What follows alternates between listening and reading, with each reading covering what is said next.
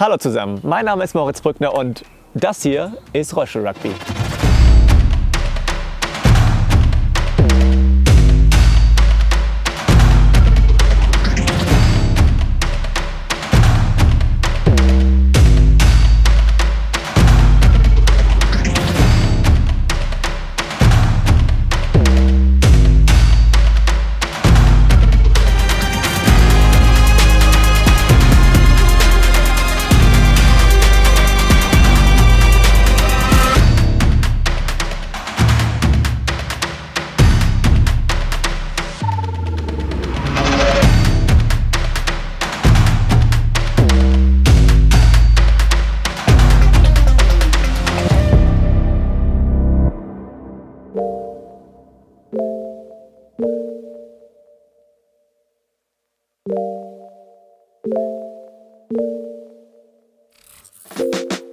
Rollstuhl-Rugby ist ein reiner Behindertensport, was bedeutet, dass man an mindestens 3 Extremitäten eingeschränkt sein muss, um am Liegebetrieb teilnehmen zu dürfen. Dabei ist es komplett egal, ob man eine Querschnittslähmung, Spastiken, Nervenkrankheiten oder andere Behinderungen hat. Solange du deinen Rollstuhl komplett selbstständig antreiben kannst und maximal dem Funktionsprofil eines kompletten und symmetrisch gelähmten Tetraplegikers auf der Höhe C8 entsprichst, solltest du Rollstuhl-Rugby spielen.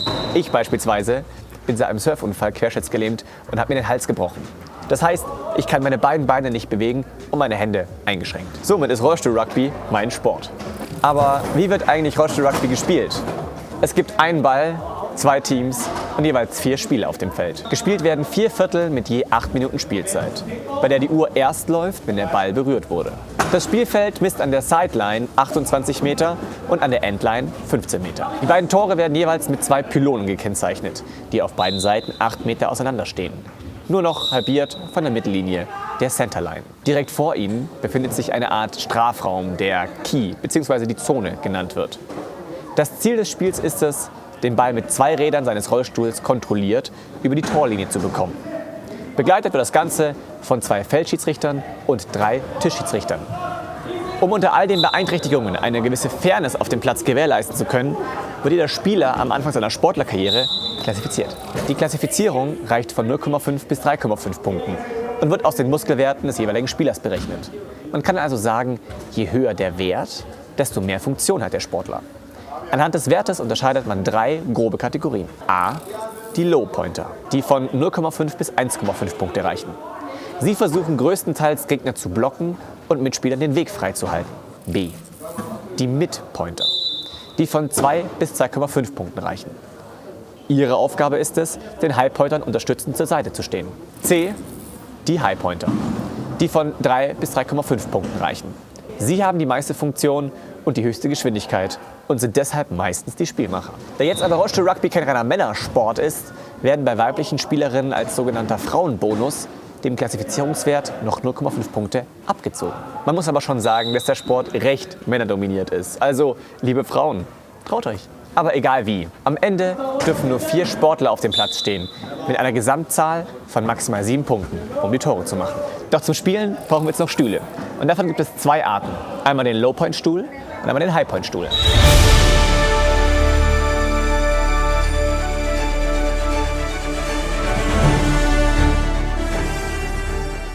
Der Low-Pointer-Stuhl wird vor allem von Sportlern mit einer Klassifizierung von 0,5 bis 1,5 Punkten genutzt. Den ganz großen Unterschied zwischen beiden Stühlen macht der Rambock vorne, der sogenannte Bumper. Mit ihm schaffen es die Sportler, den Gegner zu hitten und sogar einzuhaken. Somit ist er insgesamt schwerer, aber auch defensiv stärker. Um nicht aus dem Stuhl zu rutschen, sitzen die Low-Pointer sehr steil, weil sie meistens wenig bis keine Rumpfmuskulatur haben. Zusätzlich werden sie mit verschiedenen Gurten fixiert. Anders beim High-Point-Stuhl. Er spart sich das Gewicht des Bumpers und ist somit leichter und wendiger. Also ideal für den Angriff. Beide Stühle haben einen sehr hohen Sturz in den Rädern, um auf dem Spielfeld schön wendig zu sein. Sie sind gut verstärkt, fast schon gepanzert, um die verschiedenen Kontakte und Hits auch gut und längerfristig überstehen zu können. Die Schutzkleidung ist bei jedem Spieler individuell, wobei sie sich grundlegend meist ähnelt. Sleeves sorgen für den Ellbogenschutz, um das Bremsen mit den Ellbogen nicht ganz so unangenehm zu gestalten. Um einen guten Grip am Rad zu haben, tragen viele Sportler gummierte Garten- oder Chemikalienhandschuhe samt extra Unterziehhandschuhe. Alles schön fixiert mit Panzertape. Die Stühle haben insgesamt 6 Räder, damit man eigentlich nicht umfallen kann. Naja, eigentlich.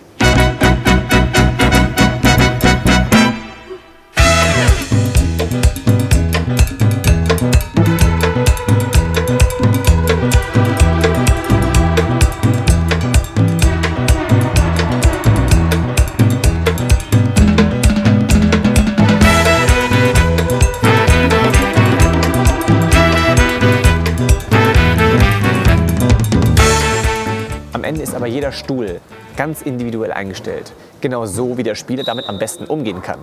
Aber auch nur genau so, wie es das Regelwerk auch zulässt. Apropos Regelwerk. Zu jedem guten Sport gehören natürlich auch Regeln, dass es den Sportlern nicht ganz so leicht gemacht wird. Hier der Schnelldurchlauf. Erstens. Alle 10 Sekunden muss gedribbelt werden. Zweitens. Ein Angriff muss innerhalb von 12 Sekunden über die Mittellinie erfolgen. Heißt also, Gas geben. Drittens. Insgesamt darf ein Angriff nur 40 Sekunden dauern. Viertens. Jedes Team hat insgesamt 4 Spieljoker, die sogenannten Timeouts. Werden sie gespielt, wird das Spiel kurzfristig unterbrochen. Fünftens. Man darf die Seitenlinie nicht mit dem Ball überfahren. Ohne Ball muss man wieder genau da zurückfahren, wo man das Feld verlassen hat, sich also keinen Vorteil verschaffen. Sechstens. Sollte man in der Zone sehr gut aufpassen, denn es gibt 2 wichtige Zonenregeln. A. Dürfen sich nur 3 Verteidiger zur gleichen Zeit darin aufhalten. Wenn einer die Zone verlässt, darf ein anderer nachrücken. Aber es dürfen sich niemals 4 Spieler gleichzeitig darin aufhalten. Andernfalls wird ein Four in the Key gepfiffen. Und der 4. Spieler muss bis zum nächsten Punkt oder für eine Minute das Feld verlassen. So wird verhindert, dass sich alle 4 Spieler ins Tor stellen. B. Dürfen sich Angreifer nur maximal 10 Sekunden im Key befinden. Verweilen sie länger, wird ein 10 Seconds in the Key gepfiffen.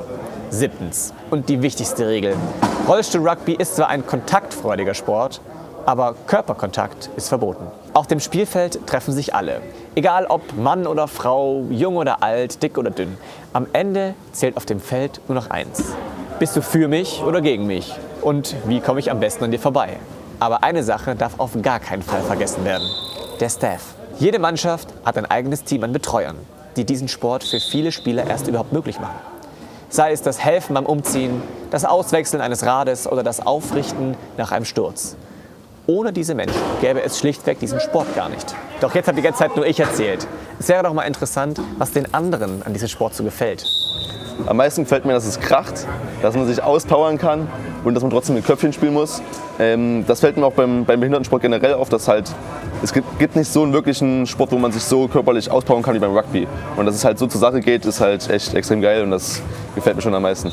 Mir gefällt an Rollstuhl-Rugby vor allem die Energie, die man freisetzt, wenn man aufeinander fährt. Die ganzen Leute krachen, die Möglichkeit mit anderen Leuten sportlich sich zu betätigen und einfach die Action. Also Rollstuhl-Rugby gibt mir erstmal viel Gesundheit, Freundschaft, sag mal, viel Lernen von anderen Rollstuhl-Rugby-Spielern und ja, einfach diese Zusammenkommen und Spaß haben. Also ich würde sagen, ich finde es richtig cool, dass halt so viel Kontakt erlaubt ist. Also dass man halt voll aufeinander hauen darf.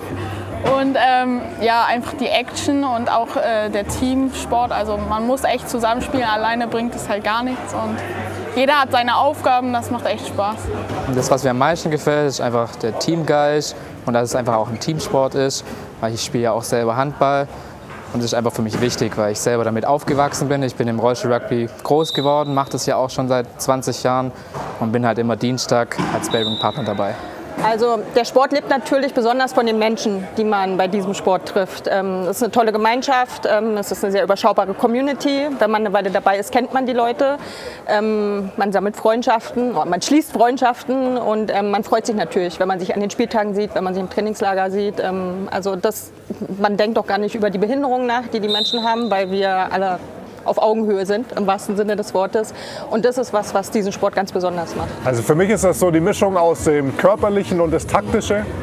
Das macht einfach richtig Fun, da einfach voll reinzugehen, aber auf der anderen Seite einfach nur die Taktik im Kopf zu haben. Das ist das Geile. Der Sport gibt mir Lebensqualität. Ich bin schon mein Leben lang Leistungssportler oder generell Sportler und da war es für mich einfach wichtig, auch nach dem Infarkt einen Sport auszuüben. Ich sag mal, erstmal, ich lerne viel von den alten Hasen, Und zweitens, ich versuche auch, die jungen Leute mal ein bisschen was beizubringen. Ich lächle viel und versuche mal ein bisschen halt ich selbst zu sein, wenn ich da bin. Also zum einen halt mal, dass man fit ist, also sich bewegt. Sport ist ja immer gesund. Und ansonsten, ja, man lernt super viele Leute kennen. Man ist halt viel unterwegs. Also ich glaube, ich bin das erste Mal in meinem Leben geflogen für Rugby. Das war auch eine coole Erfahrung. Und ja, man ist in vielen verschiedenen Städten, Ländern. Es macht schon Spaß, ja. Also es ist einfach die Kameradschaft, der Sport selber, diese Spieler, diese Taktik, einfach dieses Zusammenhalt innerhalb der ganzen Mannschaft. Es macht einfach Spaß, mit den Jungs und Mädels Blödsinn zu machen. Also für mich ganz persönlich ist es so, dass es den Blick auf Menschen, gerade jetzt im Rollstuhl, nochmal völlig geändert hat, weil ich diese Rollstühle gar nicht mehr wahrnehme. Also für mich sind es halt Menschen auf Augenhöhe. Das ist was einem auch im Alltag hilft oder was man im Alltag mitnimmt. Also es ist eine unglaublich inklusive Geschichte. Der Sport hat mich sehr selbstständig gemacht.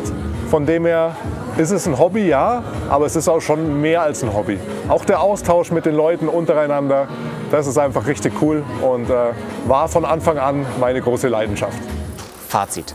Rollstuhl-Rugby ist aber nicht nur ein Sport, bei dem du stumpf Muskeln trainierst. Es ist vielmehr eine Tätigkeit, die dich mit den Menschen verbindet und umgibt, die häufig eine ähnliche Beeinträchtigung haben und dir somit einen Haufen an Erfahrung mitgeben können. Man findet für sich selber Idole oder guckt sich Techniken ab, auf die man selbst nie gekommen wäre. Bei Dingen, die man vielleicht für möglich gehalten hätte. Außerdem ist es ein Grund, aus seiner Komfortzone rauszukommen und über seine eigenen Schatten zu springen. Sei es eine Hotelübernachtung oder lange Autofahrten oder vielleicht sogar Fliegen. Durch den Sport wurde ich oft gedrängt, auf eigenen Beinen zu stehen. Und das gerade von den Personen, die sie am allerwenigsten verwenden. Und alle verbunden durch eine Sportart.